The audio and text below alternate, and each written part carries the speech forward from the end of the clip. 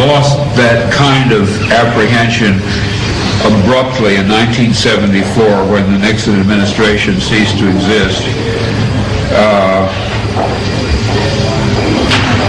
I doubt if the paranoia was irrational, considering the government that the United States had. Had my paranoia been irrational, it probably would have persisted after the Nixon government was deposed. But in March of 1974, the government's program of spying on dissident anti-war intellectuals, the so-called COINTELPRO, was abandoned, and in March of '74, my so-called paranoia disappeared completely. I felt a lifting of the oppression, the sense that there was a watching police agency which was monitoring our activities. I felt that sense lift in March of '74, and has never returned. And it was in March of '74 that the CIA's Operation Chaos, which was to harass, disrupt, and keep surveillance on American dissidents, was officially abandoned.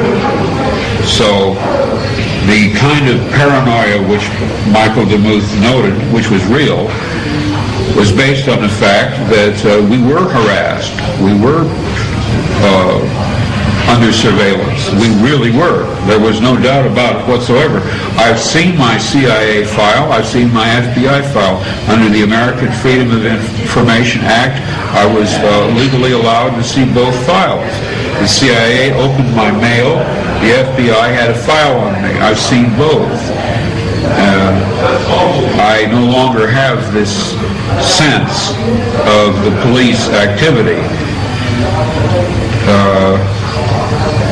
It depends a little on what you mean by paranoia. If you mean a psychotic conviction that you're being persecuted, which is not in accord with reality, I don't think I had that. But boy, I sure thought the cops were watching everything I did, and I was correct.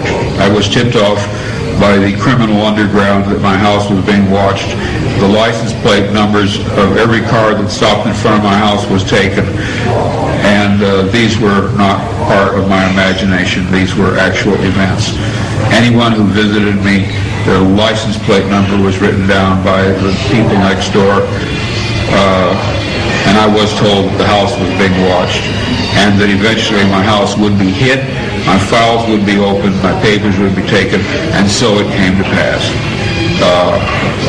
As I said in the Rolling Stone article on me, when I came home and found my house consisting of nothing but rubble, ruins, chaos, broken windows, smashed doorknobs, blown open files, I said, thank God I'm not crazy.